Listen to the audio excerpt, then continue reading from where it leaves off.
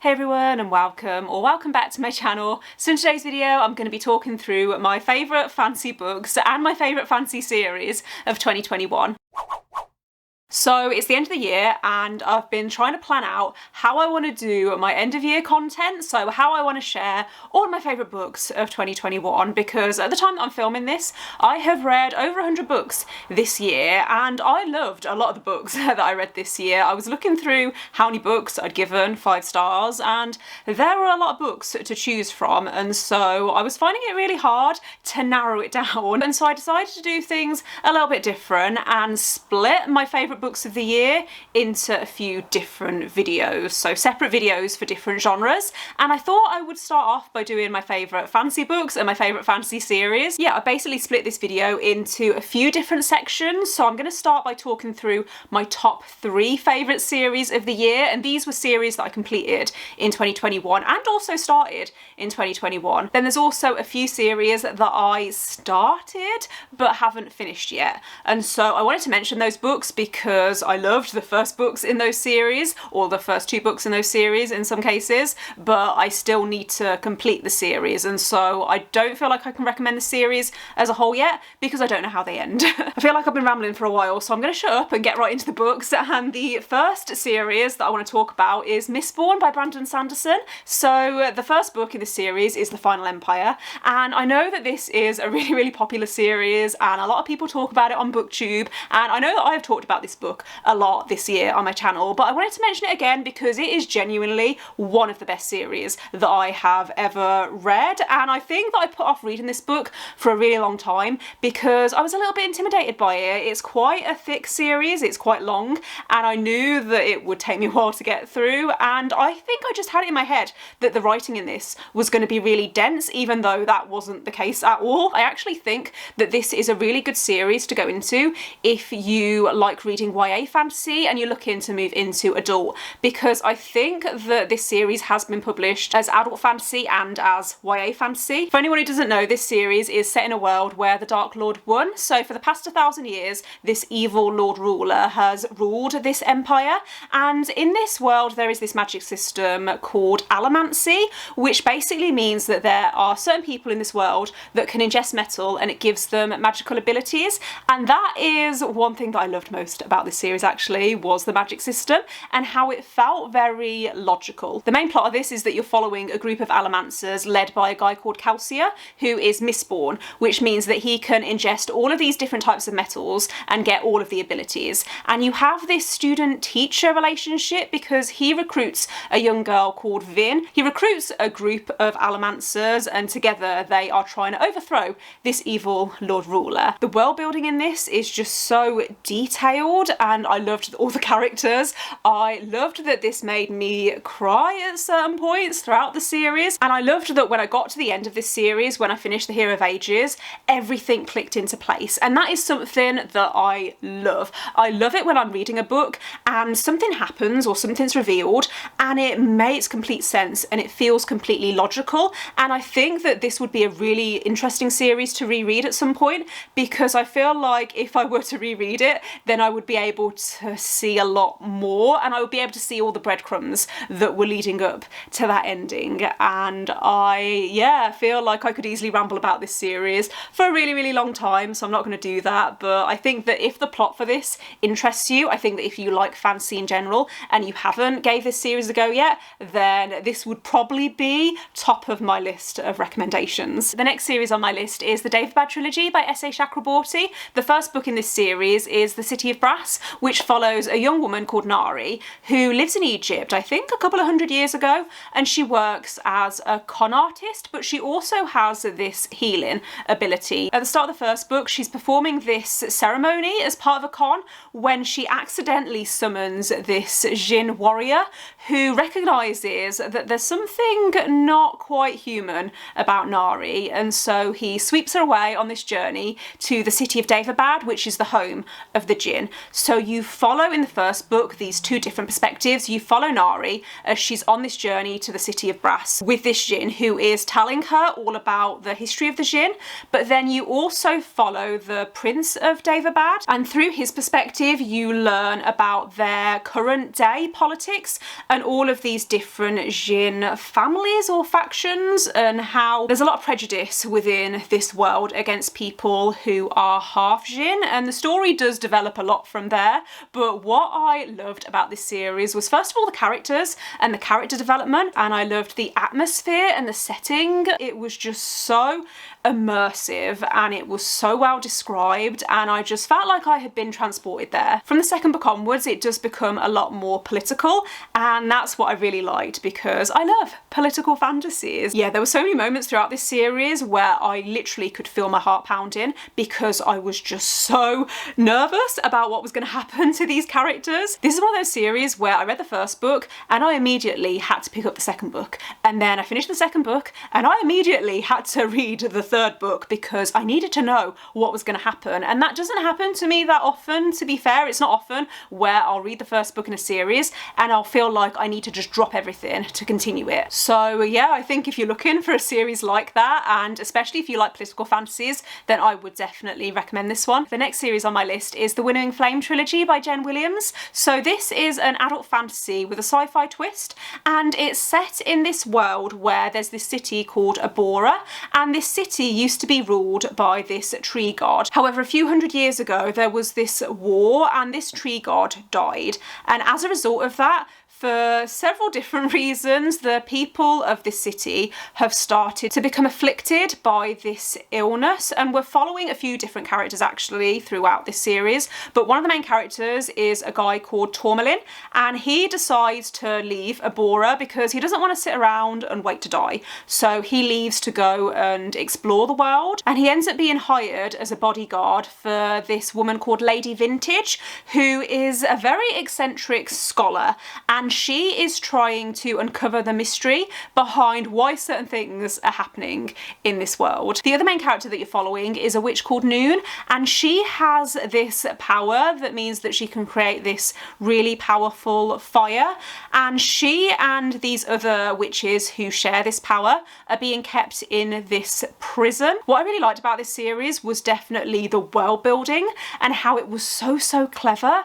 There were so many different layers to the world building, so you would learn something and feel a little bit confused because you wouldn't really be sure how it was relevant, but then you'd keep on reading and more stuff would be revealed that would relate back to what you'd already learned, and so you would have those moments where it would all start to click into place, and I really enjoyed that. I also liked how each of the three main characters had very distinctive voices and they had very distinctive personalities. There's also lots of LGBTQ+ representation in this series, and just in general I loved the characters in this series. I think I might have said that already actually, but I liked even the side characters, so that's something actually that I did want to say, was that the side characters also felt well developed. I think that the series that I would compare this closest to would be Strange the Dreamer by Laini Taylor, but mostly in terms of the world building rather than the writing style, because Laini Taylor has a very distinctive and very descriptive writing style,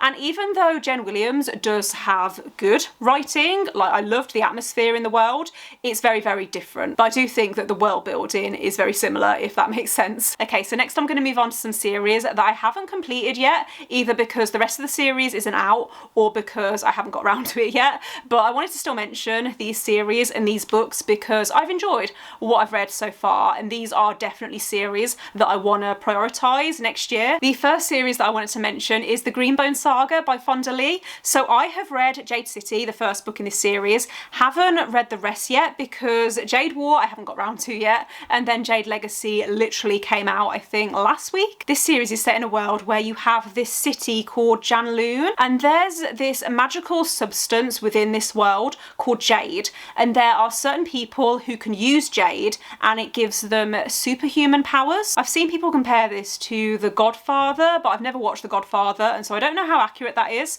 but but it is basically about these families, and it gets very, very political because these families each control different areas of this city and they're each trying to monopolise the jade industry. Have I done a very good job of explaining that? Probably not, but what I enjoyed most about the first book in this series was definitely the characters. It took me a few chapters to get into it, but I think that that's just because it does take a while for the plot to properly get going. I think it wasn't until the halfway point actually where I actually started to understand what the plot was going to be. However, I really liked the characters. I thought that they felt very complex and well developed, and I also really just enjoyed the general setting of this city, and I love political fantasies. I probably mentioned that already, so this is a series that I definitely want to continue because the direction that it went in I wasn't quite expecting, and I am really, really nervous about the next two books in this series. I've actually ordered the special editions from Illumicrate,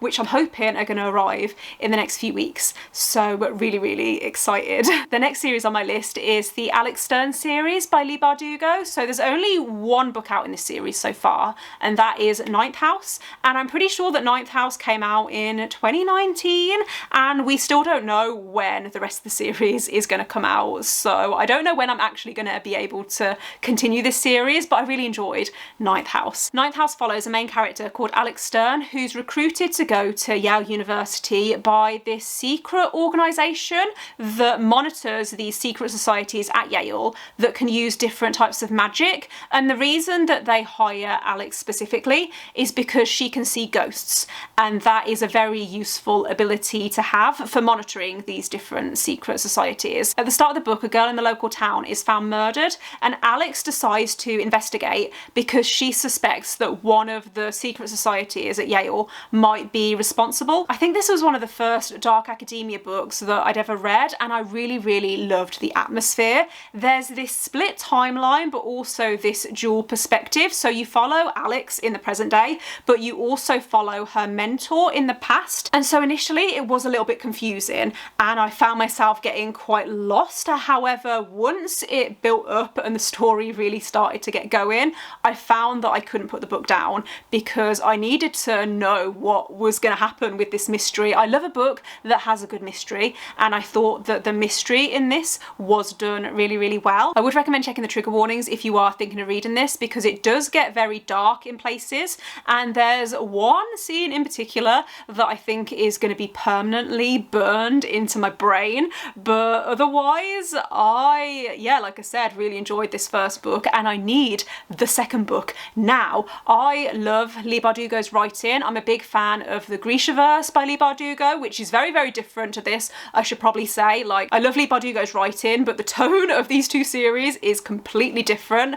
But I think that after reading Ninth House, I know that Leigh Bardugo is a favourite author for me now, and I will read anything that she writes. The final two series that I want to talk about are series that I wasn't sure if I should actually include them on this list, because I loved one of the books in each of these series, and then I thought the rest of the series was just okay. So I would still recommend these series as a whole, and I did enjoy them, and I think that they do summarise my fantasy reading for the year, if that makes sense to anyone other than me. But I wanted to talk about them anyway because I did enjoy some of the books in these series. But the first series that I wanted to mention is From Blood and Ash by Jennifer L. Armentrout. This is a fantasy romance series that follows a young woman called Poppy, who is the Maiden. So she is waiting for something called her Ascension, which is supposed to save her people. I feel like I've done a really bad job of explaining that, but she is meant to be kept pure until her Ascension date. So no one's allowed to look at her or touch her or speak to her until she goes through her Ascension. However, Poppy is a bit of a rebel, and she enjoys learning how to fight with her guards, and she enjoys sneaking out of the castle at night, and then she is assigned a new bodyguard called Hawk, and because it's a fantasy romance, you can probably guess what happens. I liked the first book. I think I did find it a little bit predictable, but generally I had a fun time reading it, and I really liked the chemistry between the two main characters. Then I got to A Kingdom of Flesh and Fire and I loved this book. It's a lot slower in terms of the pace and it's a lot more character driven. The plot doesn't really get going until over the halfway point, but I loved the characters and I like the romantic elements within this series, and so I gave this one 5 stars. And I was really excited for Crown of Gilded Bones, which came out earlier this year. Generally I did like Crown of Gilded Bones. I know that a lot of people didn't like it and I think that I enjoyed it more than most people, but I also think that I was quite generous with my rating for it because I was still hyped up from A Kingdom of Flesh and Fire when I went into Crown of Gilded Bones, because I think I read this about a week before Crown of Gilded Bones came out, and so I wanted to love Crown of Gilded Bones. And it was a little disappointing in terms of the fantasy elements, so it was quite info dumpy, and I think that the world in this is not done very well. I do still plan on continuing the series. I think the next book comes out early in 2022, but I don't know whether I'm going to rush out to read it, if that makes sense. Like, I want to get around to it eventually because I did really like the first 2 books in this series, but I'm just hoping Crown of Gilded Bones was just a blip, because I'm pretty sure that there's going to be like 9 books in this series. I think there's also a prequel trilogy that's going to be coming out alongside this. So yeah, like, I enjoyed this series as a whole and it had the potential to become a favourite of the year, but it sort of just about missed the mark. The final series that I wanted to talk about is The Poppy War by R.F. Kuang. So this is a grimdark military fantasy series that follows a girl called Rin who is a war orphan, and she works really hard to get into this prestigious military academy because her guardians are trying to sell her off or marry her off to a much older man, which Rin obviously doesn't want, and so she works her arse off and manages to get into this military academy where she starts to learn that magic is a thing, and the magic system in this world is all to do with harnessing the power of the gods. However, the gods are not good. Certain people who have this magical ability end up becoming corrupted by it, and so this book is filled with morally grey characters. Rin is not always likeable at times, but I did really like the second book in this series. So from the end of the first book onwards, the book goes from having this magic school setting to having more of a focus on war, and I really liked all of the military strategy that was mostly in the second book, and I really liked all of the military politics and the way that the story was developing. I also thought that the character development in the second book was a lot better than the first book, and even though I liked the Burning God, I did feel like it was a little bit rushed in places. So the overall conclusion of the story I did find satisfying, but the second book was my favourite. I gave The Dragon Republic 5 stars, and then I think I gave both The Poppy War and The Burning God 4 stars, but they were probably more like 3.5 stars each. This is another series where I would recommend checking the trigger warnings beforehand, because I think it's one of those series that is quite often miscategorised as young adult when it is definitely an adult fantasy series. It's all about war and the atrocities of war, and it doesn't shy away from the gruesome details. There were certain parts of this series that were really difficult to read, and I think that what made it even harder to read was knowing that certain parts of the plot was inspired by actual Chinese history. Okay, so I think that brings me to the end of the list and the end of the video, so thanks for watching. If you've made it this far, let me know in the comments if you've read any of these series and what you thought of them. Let me know your favourite fantasy series of the year, and don't forget to give this video a thumbs up if you liked it and click subscribe if you haven't already, and I will see you next time. Bye!